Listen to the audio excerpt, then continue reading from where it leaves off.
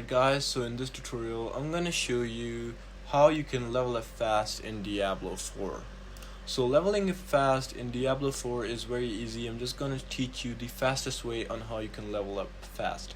So Diablo 4 is basically running by nightmare dungeons. You need to complete Helltides and joining Legion events whenever they're active. Always use an Elixir for the bonus XP. Choose a difficulty where you can defeat enemies quickly and focus on areas with high monster density. You should also complete Tree of Whispers objectives while farming to earn extra rewards and experience. By combining these activities, you can keeping your downtime to a minimum. You'll level up much faster and reach endgame soon. So you gotta complete your nightmare dungeons, Helltides, Legion events, Tree of Whispers, and strongholds and dungeons. By doing that, you'll level up fast. So yeah, that is basically it on how you can level up fast in Diablo 4. So I hope this tutorial actually helped you out. I'll see you soon next one. Until then, goodbye and peace out.